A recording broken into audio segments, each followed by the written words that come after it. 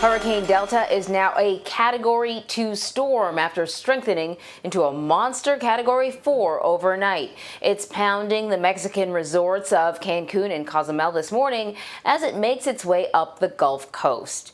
The powerful storm lost some of its strength after reaching top winds of 145 miles an hour, but is still a huge threat to Louisiana, where the state's governor has already declared a state of emergency. So, CBS News meteorologist and climate specialist Jeff Berardelli is in New York City tracking it all for us. So, I guess, Jeff, we'll start with what's happening with the storm now, what's going on with Mexico. Is the storm still on track to hit Louisiana by Friday? Yeah, so it's actually pounding Mexico right now, but the good news is it's weakened a lot. So it was a 145-mile-an-hour storm, like you mentioned, strong Cat 4. Now it's down to a Cat 2, has winds of 105 miles an hour. And so I'll step out of the picture so you can see it. So earlier it had a pretty defined eye. It's really tiny storm, pretty small storm, but packing quite a punch. We'll zoom in. So Cancun's located right here. Here's Cozumel. It's actually past there already, but it's moving over land. That's why it's weakening. However, it's going to reemerge over the really warm Gulf of Mexico waters, probably become a Cat 3, maybe even a Cat 4 again. So it's going to re-strengthen as it moves over the water. And we'll show you that track from the National Hurricane Center. So notice 110, 130. Now it's a Cat 4 on Friday morning. So Thursday night and Friday morning, when it gets in the central Gulf, it's going to have a lot of warm water to work with once again. And it's going to expand to become a lot bigger. So it's going to affect much more real estate once it hits the Gulf Coast. So then Friday afternoon, Friday night is when it comes on shore. And you know, the National Hurricane Center is predicting a Cat 3, winds of 115. That seems reasonable. And look where it's hitting again. We've seen this a few times this year, the Louisiana coast. Cameron, Louisiana is located there. There's Morgan City. Right now, the forecast is Morgan City, but it's possible it could even go a little bit further west than that. So we have to watch for that. So these are the computer models. All these extra lines that you see here. Most of them are right through central Louisiana, not much around New Orleans, so that's good news, although New Orleans is going to be on the stronger side, sloppier side of the system. Some of the lines take the storm pretty close to Cameron, Beaumont, Port Arthur, so it's possible that, you know, Cameron could see another direct hit. We're not out of the woods yet with that at all. It's certainly been really an amazing season so far. We've seen a lot of records shattered, and we're going to talk about those as well. So this hurricane that's bearing down is a striking resemblance to Wilma, the Atlantic's most intense hurricane on record. Walk us through why and what that could mean for those in its path. Yeah, so I wrote an article yesterday for CBSNews.com. It really is amazing. I mean, it forms in the same place, which was in the Caribbean, almost the exact same spot, really. It formed over the same pool of really hot water, some of the hottest water we have in the hemisphere. And it formed in October. And the eyes of both storms were teeny tiny. So let's go through a couple things here. So the intensification of Delta was somewhat similar to Wilma, 110-mile-an-hour spike in 36 hours. That's just amazing. You know, it's the fastest storm to jump from a depression to a Category 4 storm on record in the Atlantic. So once again, 2020 continues to break those records. And Delta itself is 6 weeks ahead of record pace, which was set back in 2005. So we're at 25 storms. 28's the record. We're probably going to get there. So look at Wilma's eye. This is a picture of Wilma's, only 2.3 miles across. Delta's eye, 4 miles across. These are record-breaking eyes in terms of how small they are. An EF4 tornado can be 2 miles wide. So this is almost like a very large and very powerful tornado.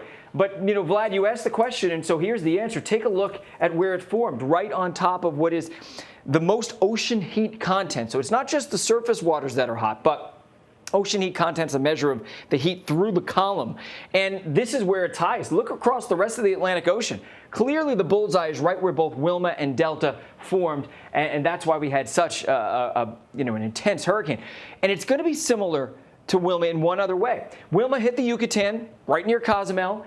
Then it weakened. This one's weakening. But because it's weakening, it's going to go through some constructive, interference, if you will. So basically, it's going to destruct and then come back again and reconstruct. And as it does so, it's going to be a much bigger storm. Watch the wind field expand and the intensity of the winds grow. So then when it comes on shore in Louisiana, it may not be quite as strong anymore. It's going to weaken a little bit, but its wind field is going to affect a very large area, at least a few hundred miles wide. So any place from Galveston eastward we're going to see tropical storm force winds, hurricane force winds. Cameron, Morgan City, look at that, 90-mile-an-hour wind gusts. New Orleans, close to hurricane force wind gusts. Alexandria, inland wind gusts over probably hurricane force as well. So this storm is going to become bigger. It's going to become stronger, and even though it'll weaken right before landfall, it's still going to have, the effects from a really large storm, and that means it's going to affect a large area, and the storm surge is probably going to be over 10 feet once again. So, of course, Hurricane Delta is the 25th named storm of the 2020 Atlantic season. We ran out of letters, had to go to the Greek alphabet. It's the 9th hurricane. How does this compare to other seasons? Well, we're 6 weeks ahead of record pace right now. So, it doesn't compare to any other season. It really is unprecedented what we're seeing. And part of the reason is, water temperatures are really warm. It's not just warm water temperatures. A lot of things lining up. We're having a La Nina now. That also is associated with almost twice as much activity in the Atlantic Ocean than we'd see in an El Nino. But take a look at the water temperatures since 1910. I mean, clearly there's an upward trend. We've seen an increase in tropical Atlantic water temperatures by 2 degrees Fahrenheit. So there's more power to these hurricanes. And because of it, Atlantic hurricanes are getting stronger. So these are the percent of hurricanes that become major hurricanes. It used to be close to 15%, and now it's up to, close to 40%. So that's twice as many. You're twice as likely to have a major hurricane today than you were, in 1980. And that's really important to mention because major hurricanes, Cat 3s, Cat 4s, and Cat 5s, cause 85% of the damage. So this is how much damage we have done as human beings in warming the planet due to the burning of fossil fuels and climate change in such a short period of time. And that is not going to stop next decade or the decade after. It's going to take at least a couple to a few decades. So we can see that these impacts will multiply over the next few decades. Turning now to California, Jeff, where, as you know, wildfires have scorched more than 4 million acres of land. The state just spawned its first gigafire in modern history. What is that, and what's the situation now? So a gigafire is one fire that burns over a million acres. We've never seen that before. In fact, the largest fire we saw before this was back in 2018, the Mendocino Complex fire. That was only 450,000 acres. So this is more than double that.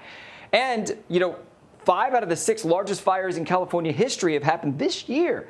Again, we're seeing warmer temperatures. We're seeing that drying out the atmosphere and the fuels. And every degree we add from climate change on top of what we already have exponentially increases the size or the potential for these fires to burn larger and hotter. But there's some good news over the next couple of days. So it's still pretty warm in California, but watch what happens as we head towards Friday and Saturday. A storm slams into the West Coast. That means rain for Washington, Oregon, Northern California, and snow in the mountains of the West. There have been a bunch of fires also in the Colorado area as well. This is great news. So finally, we're going to get some really decent rain for a lot of folks. Won't really affect Southern California, so that's the one caveat there. But Northern California, north and east, we're looking much better. All right, Jeff Berardelli for us. As always, Jeff, we appreciate it, my friend. Thank you.